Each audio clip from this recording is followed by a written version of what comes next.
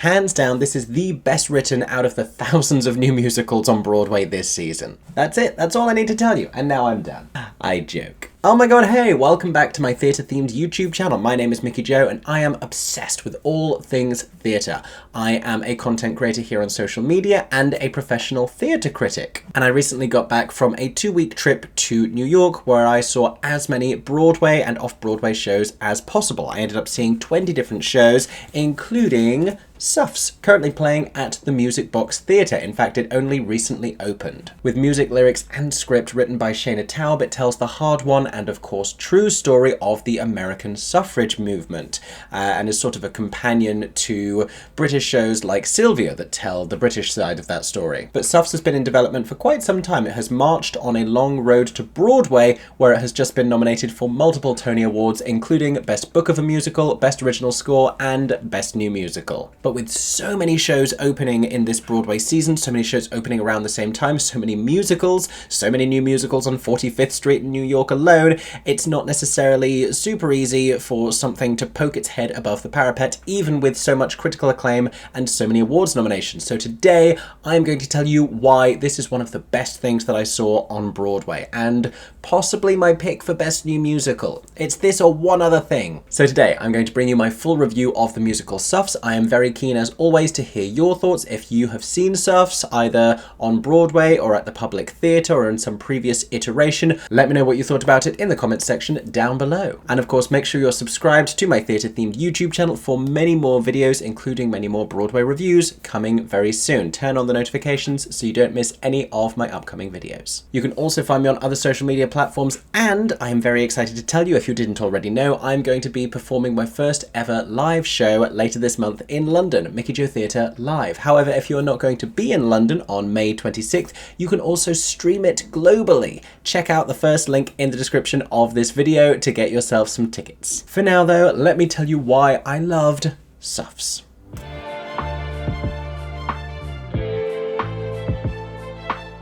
So much like the musical Sylvia, based on Emmeline Pankhurst and her daughter Sylvia, huge figures within the British suffrage movement that played at the Old Vic in London a few years ago, Suffs focuses specifically on achieving women's rights to vote, but in the US. So Suffs begins right at the beginning of the 20th century and runs through the next couple of decades. We open with the musicalized version of a speech given by Carrie Chapman Catt. She had recently been named president to NORSA, the National American Woman Suffrage Association, and would, in this capacity, campaign for the 19th Amendment to the Constitution of the United States, affording women the right to vote in presidential elections. Which, spoiler alert, did eventually happen, but in 1920, and so the show follows two really turbulent decades over which this was achieved. It juxtaposes the way in which Carrie and Norsa set about trying to achieve this with the way that Alice Paul did. Now, Alice Paul is our main protagonist,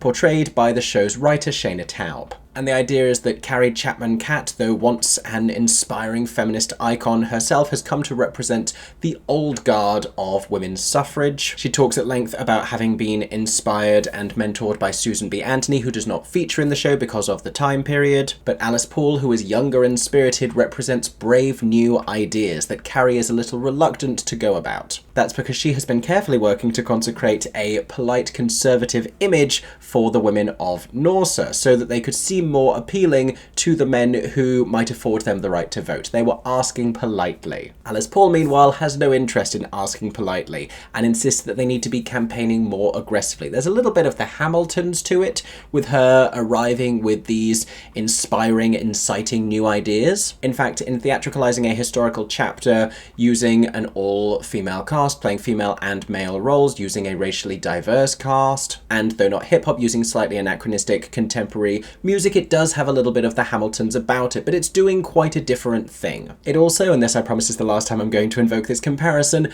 shares similarities with the British musical Sylvia, because we saw that same contrast between Emmeline Pankhurst and her intentions and her daughter Sylvia's. In that musical, this generational divide saw the difference between a feminism that very much catered to and and proposed rights for white women and excluded working class women and women of colour. In Suffs, meanwhile, this becomes something of a sticking point quite early on, because it isn't only Carrie Chapman Catt who is proposing rights for white women. Essentially, this is what Alice Paul ends up doing as well, because it becomes easier for her to try and get her proposals and her schemes and her marches over the finish line by excluding black women from the front lines of that. This happens early on in the show when she has recruited a handful of other activists, allies and friends to her cause, and they are planning an enormous march, exactly the kind of demonstration that Carrie Chapman Catt doesn't want. Alice Paul, meanwhile, recognises its importance. However, they are informed that they will lose an enormous amount of their support if they don't segregate the black women who will be marching. This brings Alice face to face with the iconic Ida B. Wells. And though Alice suggests that Ida simply wait her turn and help them to leverage the vote for white women first, Ida explains that she is done with waiting her turn, and she spends much of the rest of the show clashing and debating with her friend Mary Church Terrell, who is an active member of NORSA. Elsewhere in the show, we meet characters such as President Woodrow Wilson, who is increasingly belligerent in his reluctance to afford them the right to vote, especially as he begins navigating the First World War. We meet Alva Belmont, the wealthy benefactor behind Alice Paul's upstart group. We meet other members of her group, such as Inez Milholland, their inspiring mouthpiece. And it's the achievement of this particular amendment and of the right to vote around which the narrative is shaped. Like I said, all-female cast, diverse cast. We move through a couple of different locations that are suggested, but sort of more literally portrayed than in something like Hamilton, where the staging is more abstract. And much of the show's material can be characterised as either these small confrontations and conversations between a handful of characters expressing spirited ideas and these huge marching protesting sequences. Chiefly among the show's intentions is to get across the scale and insistence of this movement, which it does very well. But let me tell you a little bit more about it, how it works and why I enjoyed it so much.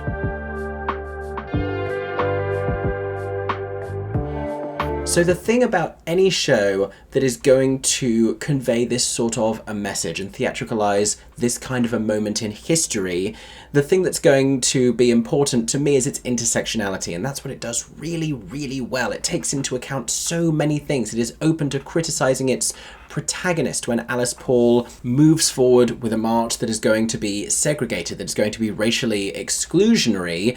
The narrative does not flinch away from shaming her for this. We have seen other historical musicals that perhaps shy away a little bit from documenting some of their central characters' historical flaws, but in this one, Ida B. Wells is given not only that exceptional moment to sing the blistering song Wait My Turn, but also becomes a really powerful supporting force throughout the rest of the show, played wonderfully by Nikki M James. More on the cast and their performances later. And so in a story about tremendous success for white women, women of colour are also given that kind of a meaningful inclusion. The one thing that gives me pause, because unfortunately so much suffragist ideology and, you know, the colours and the branding and the messages has unfortunately been co-opted by the trans exclusionary radical feminist movement in recent years, I would like for the show to be more deliberately trans inclusive. There is trans inclusion in the casting, which I think is the most important thing, but something about the show's final number, you know, the message that comes across is keep marching. I would love for it to speak specifically to the future and speak specifically to contemporary society and have some sort of an inclusive message. I think that wouldn't be too difficult to include in that moment, and I think that it would be important, especially because it ties in very neatly with the earlier message of the show, which is equal rights for women. All women. But in terms of that period and those characters, it is so well developed, it is so fleshed out. All of these characters have their own individual perspectives, there are things that they agree on, there are things that they clash on. Everyone is just really well written. The book by Shaina Taub is fantastic. The score I really enjoy as well. All of it serves to develop these characters in a way I haven't seen done in a very long time. It's been a long time since I've been to a musical that manages to develop this many different characters simultaneously and feels as though it does justice to all of them. There's a small romantic subplot. There are nods to other things about characters' lives. We get so much detail in this. There is so much of it packed into the book. Back to the score. I was on board with this from the very first song. Jenn Colella sings the opening number, Let Mother Vote, which is this twee, tongue-in-cheek interpretation of her slightly pandering speech in which she's saying, you know, we were the mothers of all of these great men of history. Why don't you let your mothers vote? And she's, you know, trying to cater to the sensibilities of the men in power at the time in Congress and in the government. It's a great song. It's a catchy song, but what the show does brilliantly is then bring in Alice Paul, who sings in a more contemporary style, and that just through the way that these two different characters and their ideas are musicalized tells us everything we need to know about their ideas and about their perspectives. Carrie seems a little bit more dated. Alice Paul sounds to us, with a modern sensibility, to be more up to date. In reality, both of these characters, of course, were living in the early 20th century, but just like in Hamilton, this is the clever way that music can be used in order to characterize different moods and different characters. Carrying on through the rest of the show, the sung and spoken material has urgency and has pulse as we are portraying these marches. It has scale, it has size, it has power. Even with a larger cast, it is very difficult to portray this kind of a thing on stage and represent what it actually was and what it achieved historically, because you could very easily fall into the trap of making it seem like this was really about a few different people. And sure enough, it is about a few central, important historical characters who did a lot and sacrificed a lot personally in order for this to be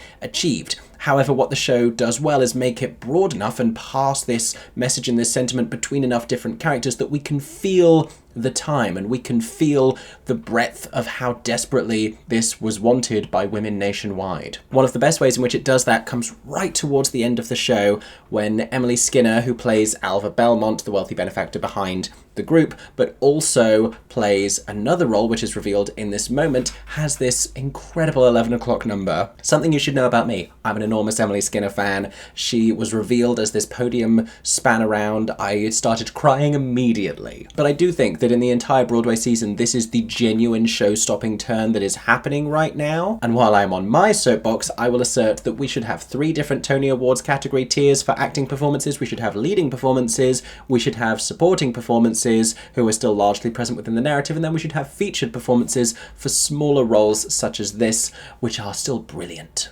Anyway, by this point in the show, again, spoiler alert, congressional approval for women's right to vote had come down to one last state, and that particular state had come to this sort of a deadlock, and it ended up being passed based on the change of one particular legislator named Harry T. Byrne, who historically had a letter in his pocket from his mother. Her name was Feb E. Byrne, and she had asked him to be a good boy and help to provide women the right to vote, which sort of ties in with the let mother vote idea from the beginning. In fact, it highlights how genius that is to put let mother vote as an idea that Shaina Taub has written here as this innocuous little playful thing that comes to be the entire catalyst for how women's right to vote in the US was actually achieved. That's literally what happened. That, I think, is a stroke of genius. But anyway, this is the character who Emily Skinner plays, and she sings the contents of this letter, and she talks about her grief for her husband who died in the First World War and the resentment she has towards President Wilson,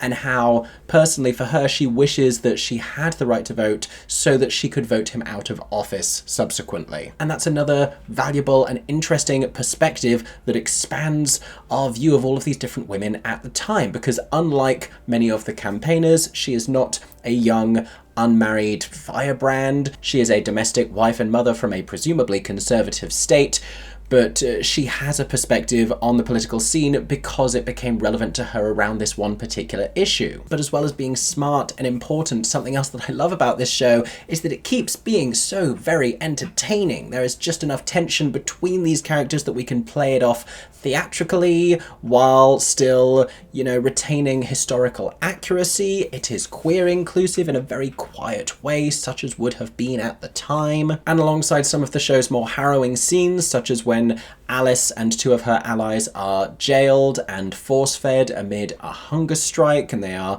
struggling to convey the reality of their situation in their incarceration and their conditions to the press. You have earlier scenes which are playful and silly and whimsical. The song Great American Bitch is so much fun because you have these young women celebrating in the way that they are perceived by the men of the time. Now, the show has been directed by Lee Silverman, who I think does a fantastic job of creating and honing a compelling narrative out of a very unruly situation and all of these different characters, and in finessing that down to such a satisfying piece of theatre and such brilliant arcs for all of these, I think really exceptional work has been done. Scene to scene, the show does not have a hugely strong visual identity like a Hamilton, like a Come From Away. It achieves a handful of very striking visual moments in its design. There's one use of fire that is very strong. There's one moment on horseback that is very strong. The final tableau with all of this white is beautiful and striking. The costume design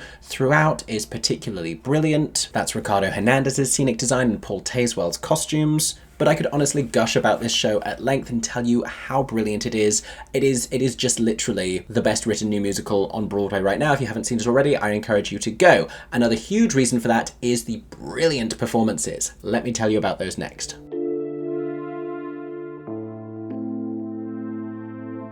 Now, this may take me a moment because I need to talk about so many different members of this cast. It's really a very exceptional ensemble cast. I will say straight off the bat, I appreciate that it is diverse. I appreciate that it is trans inclusive. I appreciate that it is disability inclusive. I appreciate what this cast looks like because, again, when you're portraying this kind of a movement and this kind of a message, that kind of advocacy in the casting approach and who you are platforming and representing on stage is more important than ever. Anyway, writer Shaina Taub plays Alice Paul, making her, and this is a fun fact, only the second woman in history to write the music, lyrics, and script of a musical as well as star in it, which I think is a pretty spectacular achievement. That's another thing that is invoking the sort of a Hamilton comparison. I promise I mentioned it for the last time, but that in no way diminishes what Shaina is achieving here. And the way that she performs her own material is so brilliant. She has such a vitality and a necessity and a deep, deep passion for what she is portraying on stage, and that is what comes across brilliantly. She does a fantastic job of portraying Alice Paul. You believe her in her youth, you believe her in her struggles, you believe her at her lowest point, you believe her later in the show when she's older in this very important epilogue scene that I'm very glad they included because it shows her in her later years when she's sort of become the Carrie Chapman cat to someone else's inspiring young story, and she has to come to terms with the reality that she now is the old fogey and there are new voices emerging who are going to take this movement and take feminism in bold new necessary directions. Speaking of Carrie Chapman cat, she is portrayed by Jenn Colella, who is just remarkable. She has one particularly standout moment of the show when she sings a song called This Girl, reflecting on her own life up to that point, and she becomes a little bit sidetracked from her purpose and from the vision of what is going to achieve this amendment the most effectively by her slight infuriation with Alice Paul. At least that's how it's presented in the show. They tease and then later fully acknowledge her romantic relationship with another woman played by J.G. Makapuge, and that's a detail that, yes, could be fleshed out a little bit more, but it's not necessarily relevant to the story that they are telling on stage, and I like that they find the time for it at all. Anyway, what I love about Jenn is that her characteristics as a performer contrast pretty interestingly with the way in which Carrie Chapman Cat is characterized within this show. You know, for the life of her, she doesn't seem old-fashioned or conservative, so she comes across as someone a little bit at odds with herself, and this image that she's cultivating feels a little bit performative, feels a little bit forced, which I think is important. It doesn't feel like these actually are her values like an Emmeline Pankhurst. It feels like she is trying to portray herself in that way because she thinks that that is what is going to be more endearing to the men of the time. And the lyrics of This Girl and the way that she performs it is so very interesting because you find yourself herself turning over and over about which way she is going to fall here. Is she going to come to this realization that she has become a little bit outdated, that Alice Paul is bringing in necessary new ideas, or is she going to double down out of spite? Theirs is such an interesting and increasingly tense dynamic. Then you have all of Alice Paul's allies and friends. Her closest confidant, Lucy, is played by Ali Bonino in a wonderfully warm and charming and funny performance. It's the kind of a character that brings us necessary comedy in the first act and whose sadness in the second drags us all down with her. When we see this character who is joyous and charming having to undergo challenges in the second act, we feel that all the more heavily. Ali has this really great moment, probably one of the biggest laughs in the show, when they are singing the song Great American Bitch and they're all celebrating and reclaiming that word for themselves, the word that has been launched at them, and they talk about how they live their own lives and they make their own choices. It gets to her turn and she reveals that she actually just doesn't love that word and can't really sing it, and they encourage her to. That's a brilliant part of the show. More comedy comes from Kim Blank, who plays Rusha Venklorska, who is this immigrant activist, perhaps even more bold and outspoken and brilliantly tempestuous than Alice Paul herself. She is another source of constant comedy throughout the show. She has one moment where she convinces another of the members of their group to use their guile to achieve something, and she leaves and she says, "You are cute, I am scary," and she delivers that to the audience. It's such a winning moment, and hers is another brilliant supporting performance. That member of the group was the secretary, Doris Stevens, played by Nadia Dandashi. She arrives, again, very endearing, very charming, as this younger, perhaps slightly naive, but very excited character who is just eager to participate in this movement. And again, this affords her the capacity to really surprise us and really shock us, because when she delivers revelations and when her character's arc gains weight and gains depth, it's not something we necessarily saw coming, and it comes across very meaningfully. But this group is completed by the inspiring and outspoken Inez Milholland, played by the brilliant Hannah Cruz, who I loved off-Broadway in The Connector earlier this year and who is giving an even better performance in Suffs. Interestingly, Hannah played another role in the show at the Public Theatre, I'm told. She played Rusha and is now playing Inez, which was played at that production by Philippa Sue. But Hannah is fantastic here. She has such an easy confidence about her that is so important for the characterization of this role, and she gets real depth and really substantial material as the thing progresses. She gets soaring vocal moments, probably some of the best sung material in the show. Hannah Cruz's Alphaba is an inevitability and not a possibility. And I would say that for all of the challenging material that she navigates, for all of her self-assured one-liners, she is probably up there as one of the three really great supporting performances in this show who I wish could have been Tony nominated. I did say immediately after walking out of this theatre that I needed a new Tony Awards category this year. I needed Best Featured Actor in a Musical, Best Featured Actress in a Musical, and Best Featured Actress in Suffs the Musical, because I could populate an entire category with these women. But I also said, if there was going to be only one Tony nomination, let it be for Nikki M James. Let me tell you about her next. So Nikki, who won a Tony Award for originating the role of Nabulungi in the Book of Mormon over a decade ago on Broadway,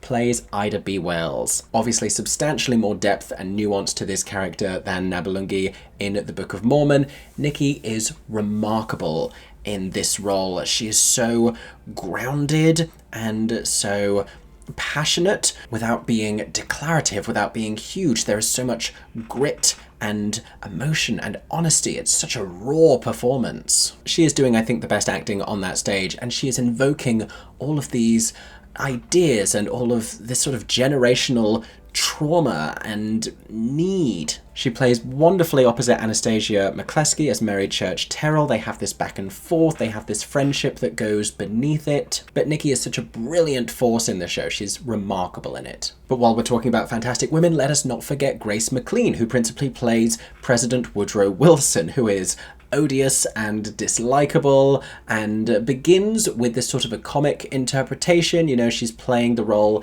in a male drag and he is hilariously misogynistic, and that becomes more and more intolerable and less hilarious as the thing progresses, and her performance metamorphosizes alongside that. She understands where he sits within the tone and the material of the show. It becomes heavier. He becomes more of a legitimate villain. Apparently there are previous iterations of this show where Grace McLean had more material, which is always a good choice. I love Grace McLean on stage, but what she does do with this character, with this slightly more difficult character, is brilliant. But, and though this is lower on the list of importance, the show also makes a point to include a little bit of male allyship within this very broad depiction of the feminism of the time with another male character. This is Dudley Malone, played by Talala Brock, who has a little bit of a romantic arc, who, is enlightened by Doris, a member of the group, very charmingly portrayed, and another of the performances and another element of the material that just expands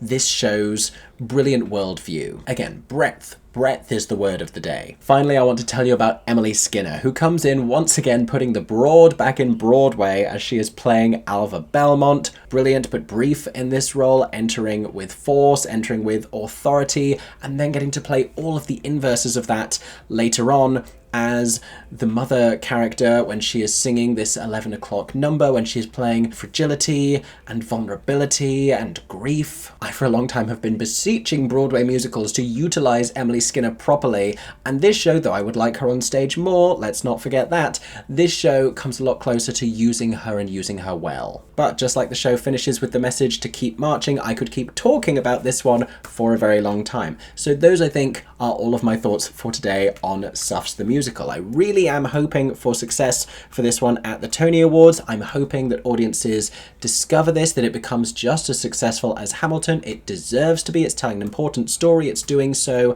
in a really meaningful, authentic way, and the material is fantastic, and it's entertaining, and it's inspiring, and it's powerful, and it's affecting, and it's inclusive. It is all the good things. This is everything I need in a Broadway musical. Please go and see this show. Take your wives, take your daughters, take your female friends, take the men in your life, take everyone to go and see Suffs. You're going to have a great time. You're going to cry.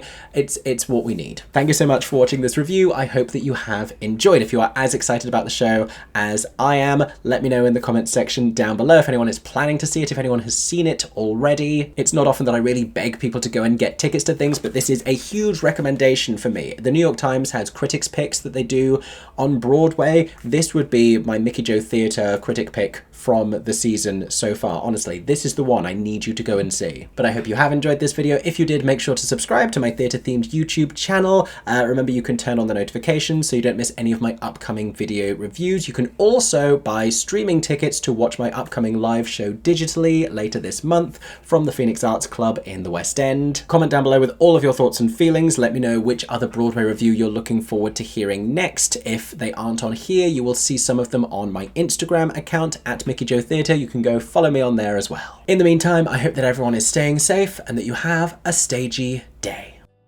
For 10 more seconds, I'm MickeyJoTheatre. Oh my god, hey, thanks for watching, have a stagey day. Subscribe!